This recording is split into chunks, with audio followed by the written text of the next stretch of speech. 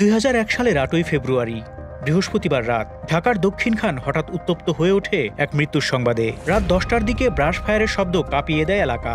সেখানে নবজাগরণ বহুমুখী সমবায় সমিতির অফিসে বসেছিলেন এলাকার পরিচিত ব্যবসায়ী ও প্রভাবশালী ব্যক্তি তারাজ উদ্দিন। কয়েক মুহূর্তের মধ্যেই গুলিতে লুটিয়ে পড়েন তিনি। তার সঙ্গে আহত হন নজরুল ইসলাম ও লিটন। খবরটি দ্রুত ছড়িয়ে পড়ে গোটা শহরে। সাধারণ একটি খুনের মামলা হঠাৎই আলোচনার কেন্দ্রে চলে আসে। তারাজ উদ্দিন দক্ষিণখানের দক্ষিণ পাড়ার ধনী মানুষ ছিলেন। জমি জমার কারবারই তার পরিচিতি। তারাজের সঙ্গে বিরোধ চলছিল তার চাচাতো বোন আলিয়া বেগমের। তাদের বিবাদের কেন্দ্র ছিল ৪৭ কাঠার একটি মহামূল্যবান জমি। কেউই জমির দখল ছেড়ে দিতে নারাজ, আর সেই জায়গা থেকেই শুরু জমিকে ঘিরে ক্ষমতার দ্বন্দ্ব। দুজনই আশপাশের প্রভাবশালী সন্ত্রাসী গোষ্ঠীর সঙ্গে যোগাযোগ রাখতেন। জমির দখলে রাখতে তারাজ সমবায় সমিতির অফিস বানিয়ে সেখানে অস্ত্রধারী যুবকদের পাহারায় রাখতেন, যারা দিনের বেশিরভাগ সময়ই সেখানে তাস খেলত আর অস্ত্র নিয়ে অবস্থান করত, যাতে আলিয়ার লোকজন হঠাৎ এসে জায়গা দখল করতে না পারে। খুনের রাতে অফিসে কয়েকজন সঙ্গী নিয়ে তারাজ বসেছিলেন। হলুদ রঙের ৩টি ট্যাক্সি ক্যাব এসে দাঁড়ায় তারাজের অফিসের সামনে। ট্যাক্সি থেকে নেমে আসে ৮ থেকে ১০ জন যুবক, হাতে স্বয়ংক্রিয় অস্ত্র। কোনো পূর্বাভাস ছাড়াই তারা গুলি ছুটতে শুরু করে। ব্রাশ ফায়ারের মধ্যে প্রাণ হারান তারাজ। আহত ২ যুবক মাটিতে লুটিয়ে পড়েন। গুলির শব্দে চারপাশের মানুষ দৌড়ে এলে সন্ত্রাসীরা ট্যাক্সিতে উঠে পালাতে চেষ্টা করে। এক ট্যাক্সি ধাওয়া করে ধরে ফেলে স্থানীয় জনতা। ট্যাক্সির ভেতরে ধরা পড়ে বোরহান নামের এক সশস্ত্র যুবক আর সঙ্গে ক্যাব চালক আমিনুল। দুজনকেই পুলিশের হাতে তুলে দেওয়া হয়। রাতেই নিহতের ভাই নুরুল ইসলাম উত্তরা থানায় মামলা করেন।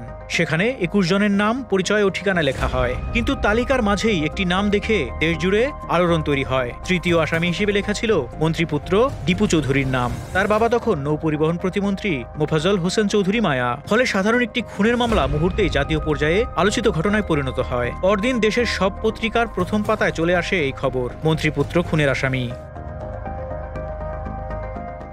মন্ত্রীপুত্র কিভাবে জড়ালেন, এই প্রশ্ন তখন উঠতে থাকে। তদন্তে ধীরে ধীরে বেরিয়ে আসে আরো জটিল এক পটভূমি। বিমানবন্দর সংলগ্ন এলাকায় দীর্ঘদিন ধরে নিয়ন্ত্রণ ছিল মুকুলের হাতে। সেই সময় মায়ের ছেলে দীপু বিমানবন্দরের কনকর্স হল ও পার্কিং এলাকার ইজারা নেন। ইজারা পাওয়ার পর তিনি এলাকাটি নিজের নিয়ন্ত্রণে আনতে চান। এতে মুকুলের সঙ্গে তার উত্তেজনা চরমে ওঠে। দুজনের বিরোধ এমন পর্যায়ে পৌঁছায় যে তারা দুজনই দেহরক্ষী নিয়ে চলাফেরা করতে বাধ্য হন। মুকুল দীপুর ক্ষমতার লড়াইয়ের মাঝখানে নিজের সুবিধা খুঁজে নেন আলিয়া বেগম ও তারাজ। তারাজ যোগাযোগ করেন মুকুলের সঙ্গে এবং বলেন জমি দখলে রাখতে পারলে তারাও জমির অংশ পাবেন। অন্যদিকে আলিয়া যোগাযোগ করেন দীপু চৌধুরীর ঘনিষ্ঠদের সঙ্গে। উত্তরা থানার মামলায় দাবি করা হয় আলিয়া বেগমের পক্ষ হয়ে দীপুর দলবল এই হামলায় অংশ নেয়। এমনকি বলা হয় হলুদ ট্যাক্সি ক্যাবের একটিতে বসেই হামলার তদারকি করেন দীপু। আরও অভিযোগ ওঠে জমিটির দখল নিশ্চিত করতে দীপুর বন্ধুরা আনা জমিটির পাওয়ার অব অ্যাটর্নি পেয়েছিলেন।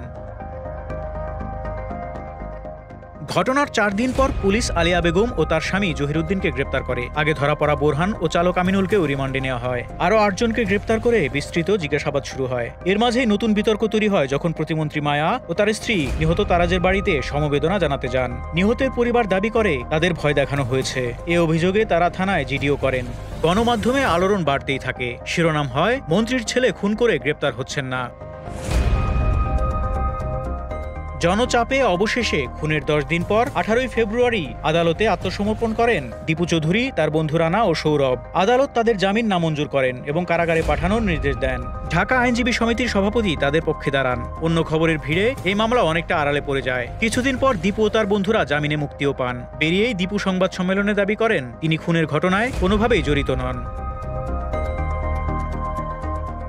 ঘটনার আকস্মিক মোড় আসে যখন হঠাৎ খবর পাওয়া যায় বোরহান নামে যে যুবক ঘটনাস্থল থেকে অস্ত্রসহ হাতে নাতে ধরা পড়েছিল সে রহস্যজনকভাবে মারা গেছে।